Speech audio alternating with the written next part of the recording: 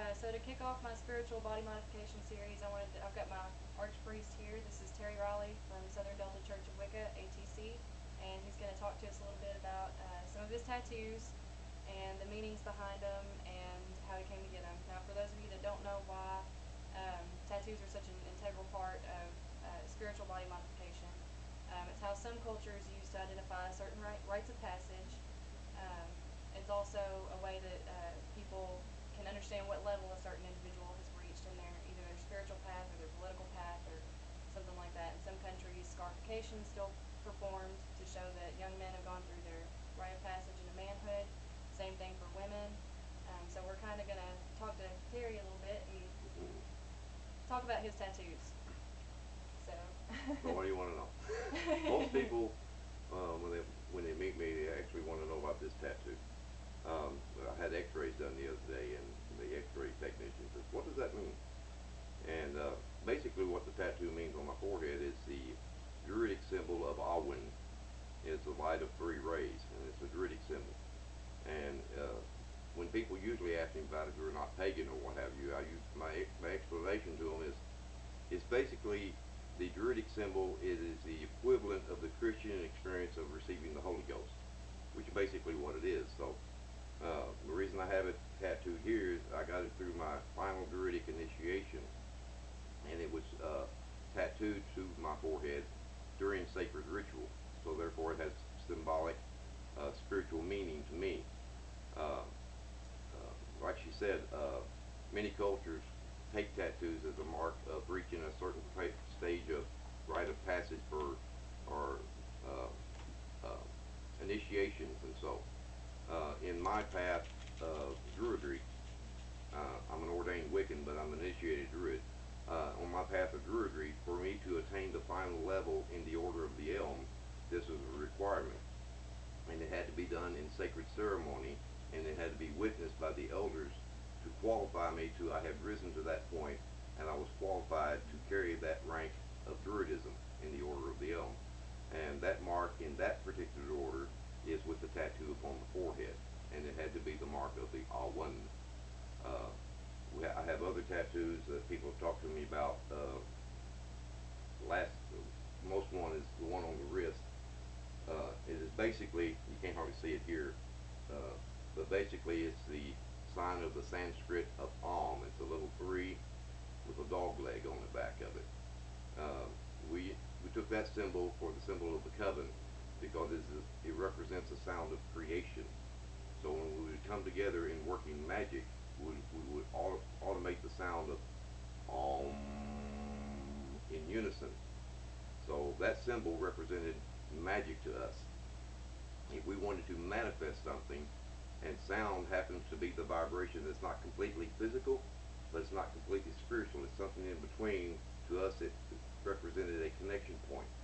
So when we wanted to manifest something, to bring the physical and the spiritual together, the sound of Om, the sound of creation, worked very well in Om, but you would have it in different vibratory notes, different vibratory levels in harmony, because it works off the 7 musical notes of the scale, which are also the 7 universal laws, which are the 8 levels of awareness, which are the 7 levels of magic, and the 7 components of the human being in the spiritual nature. That's cool. Okay. So, if the body markings that are utilized that I've come across mainly in paganism represent an achievement level of awareness that a person has come to inside themselves. Okay. Now, most pagans will look at it as your body is the temple and you must take care of it. We look at it the same way. It's our housing. It holds our soul. Okay. Okay. Do you not beautify your homes when you put up pictures, when you put up this to make it look pretty?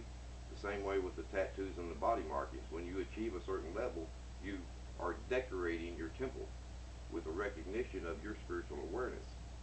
And that's basically what most tattoos come into being. The tattoo I have on the back of my wrist is the warrior tattoo for our warrior tradition. It is the Fianna de Motonai.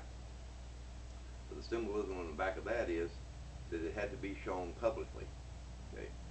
Back in the days, you tried to hide your tattoos because uh, of the persecution you would get if you found out you were a witch or a pagan Right. or a druid, what have you. So, since we are very public when trying to promote our religious faith and trying to get paganism on an equal scale to the other major faiths of the world, I felt it was important that they have to be exposed, especially this one on my forehead. I can't hide that. Okay, so Right. it's a it's a proclamation that I am secure enough in my faith that I can promote it, and I'm not ashamed of the symbolism of my faith. So a lot of times pagans who live in the Bible Belt, especially, they won't wear their pentagrams. They keep them tucked in. Yeah. Okay, or they have to hide it because they're fear of losing their jobs or what have you.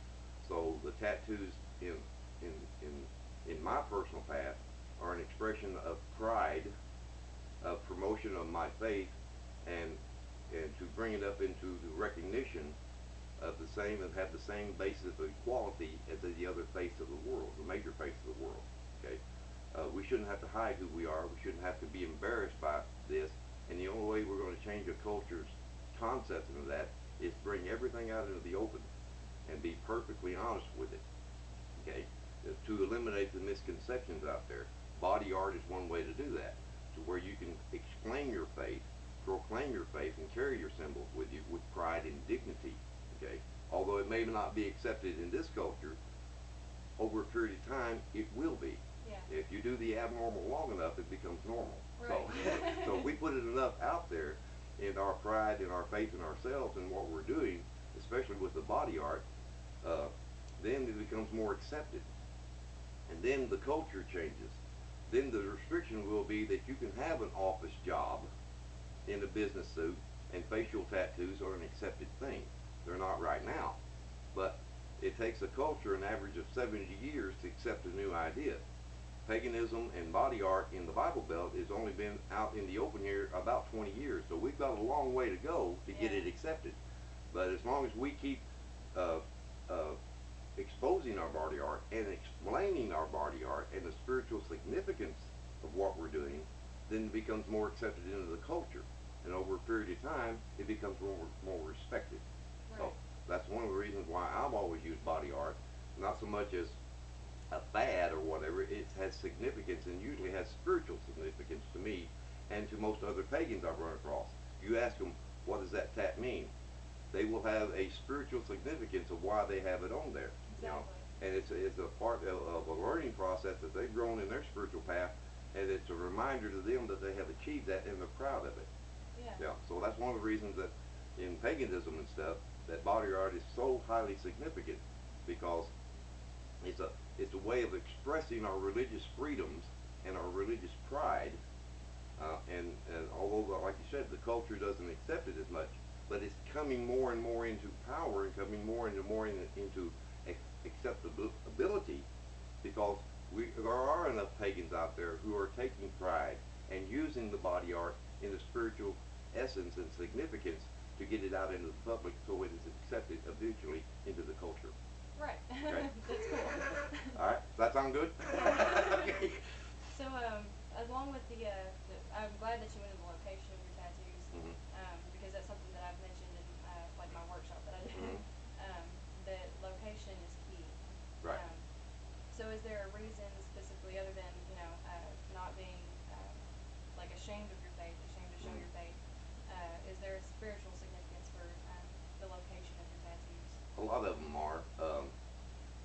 Now I have a lot of tattoos on my arms that are basically I got when I was younger.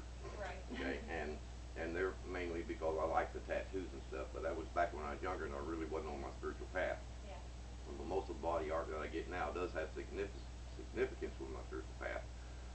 The reason I took this one here, and the reason the Order of the Elm calls it there, it, Druidism has a lot of carryovers from other faiths, and a lot of it has to do with the Hindus.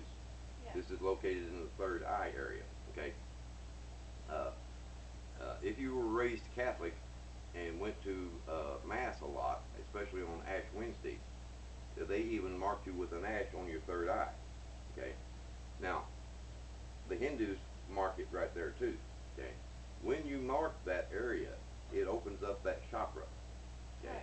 So then you're also taking that tattoo there, and the way the points are, they're coming down. There's two ways to operate the Awen. either with the three rays going up, which is pushing the power out, or the three rays coming down.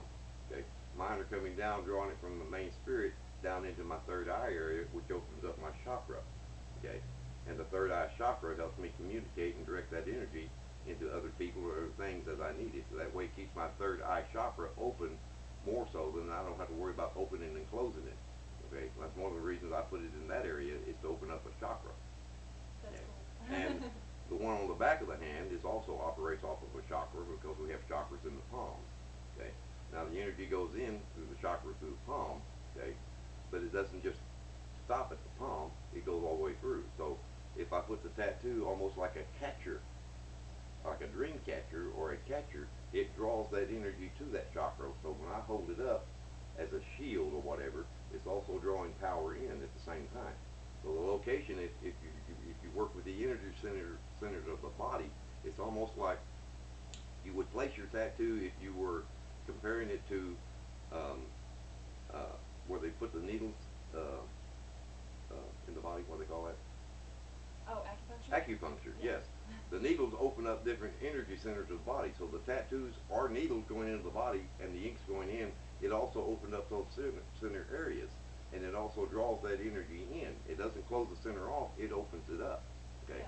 So a lot of times the area of the tattoo there, to draw in energy or power into that area through that main chakra, okay, or that type of chakra, is another significant area of where you place a tattoo on the body. Okay? Now, if it's just for decoration, you may not want to go for where the chakras are at, but most of the pagans in paganism stuff, they are very conscious of where they put these tattoos, Right. because they are very open to where the centers are flowing and how the energy and the chi that flows through the body. Okay, the chi flows all the way through, and you can control that chi and send it out from the body or pull it into the body. Okay, the life force is attracted to symbols, because the chi works off the subconscious mind, and it only recognizes pictures and symbols. So to attract or repel or draw in or pull forth, you would use symbols, which is basically what tattoos are. They're symbols and sigils that are utilized in magical work to draw in power into the self, into the spirit, and into the body. That's very cool. Okay. All right. So, what would you say like the public reaction has been to your tattoo on your third eye chakra? If I was in New York, nobody paying attention to it. Right, but we're in the Bible Belt. Yeah, here in the Bible Belt, people are kind of standoffish. I've been stopped in the grocery store, like I said, the X-ray technician. When I go to the doctor's office or different places like that, I'm pretty well known in this area, so they know who I am, and they're pretty respectful so far. They've come up and said, if it, if it, if it's okay, can you explain to me what that means? Yeah. And that explanation to people who don't understand it. I mean, I could go into the deep definition of exactly what each symbol is. The three dots represent the three sabbats and the summer solstice, the equinoxes, and winter solstice. Okay, because that's the way the light goes across the travel of light between the sun throughout. Okay, and the power of those four sabbats. Okay, and the light of the three rays coming from those, it's actually four. Okay, it gives you the experience of Alwyn. Rather than go through all that explanation, I relate it to them in terms they can understand it. It's the equivalent of the Christian experience of receiving the Holy Ghost. That they understand, they're satisfied with it, and it's still a religious symbol. Yeah. And I move on from there, and they usually don't ask questions beyond, okay, got you. Yeah. At that point, yes. Then they're like, oh, okay, I got you. Oh, I got you. understand. Okay. Uh, if they ask me that, that satisfies them to the point to where because everybody's been programmed with that mark of the beast. It's going to be upon the forehead or upon the hand. Well, I've got them on the hand and the forehead now. Yeah. And I'm here in the Bible Belt, so they want to make sure. Does that mean 666? No, it means the equivalent of receiving the Holy Ghost. Oh, okay, got you. Okay, so they're kind of satisfied with that at that point. Then So it's okay. yeah, it's okay. But most people don't understand Druidism, so I don't want to go into the long definition of exactly what that means. That satisfies them at that point, and that's basically what the symbol does represent, that experience, the equivalent of that experience in Druidism. So they're pretty much satisfied with that. So cool. So would you recommend, like, if people are kind of interested in spirituality in a physical sense, would you recommend using like tattoos and piercings and body mods and stuff like that as an appropriate or effective method of doing so? Yes. Now, I wouldn't recommend going to, say, a tattoo artist who's mainly in it for the money. Right. You know, if you're a pagan, it would be, even if you can't find a pagan tattoo artist like you, okay, Yeah. that's into the spiritual aspect of it, you could find a pagan artist or a tattoo artist out there that you could explain what the tattoo represents to you. And even though they don't follow, they're sympathetic to that aspect, because when you're wanting to have a sacred tattoo, there's a certain amount of energy that needs to be projected into the tattoo at the time. I Right. mean, like this one here was done by another druid, Yeah. and it needs touched up. So I go to you then and go, you're a pagan, you can give me the energy. I just don't want anybody touching this tattoo. I want somebody with specific energy touching this tattoo. So Right. if you're going to do that, I would shop around, and if you cannot find a pagan tattoo artist out there, at least find an artist out there that will be sympathetic to what you're needing done. You know, Be and mindful. be mindful of it, and that way, if they agree and they are sympathetic, then it becomes a sacred ritual that you're utilizing even while it's taking place. Yeah. Yeah. Even if they're not pagan, if the artist is not pagan, and you explain what this tattoo represents, if they're sympathetic to that, and they understand that, even if they don't believe the way you believe, at least you've controlled the energies now to create sacred space while the tattoo's going on. Yeah. And then you've got control, and it becomes a spiritual experience, even if the tattoo artist is not of your faith. At least they are sympathetic, and they understand the significance to you. You created the energies within that little area then to create sacred space, and then it is a spiritual experience, even if the artist is not of your faith. Right. Okay. Yeah. That's very cool. Yeah. Well, thank you very, very much for like talking with me today No and stuff problem. like that. It's been very awesome. I've been waiting for this for a long time. We never could really get the appointment set up to do this and everything. We just kind of like we're like, yeah, we need to do that. Yeah, we didn't finally set a time. I just got back from Memphis doing a pagan seminar over there, so she was here when I got home. I said, okay, we got to get this done tonight. We'll schedule it. Let's get it done. Yeah. Okay, so it's great. But thank you very much. No I really problem. appreciate it. Everybody, once again, this is Terry Raleigh. He's the ArchPriest of the Southern Delta Church of Wicca, ATC. And yeah, very awesome. I'm glad that I got the opportunity to share this with you guys. So Yep. hopefully y'all enjoyed it. And I love this girl very much. I want you to know that. Oh, Thank you. I love him too. He's one of my favorite people. But anyway, merry meet, merry part, till we merry meet again. Blessed be. Blessed be.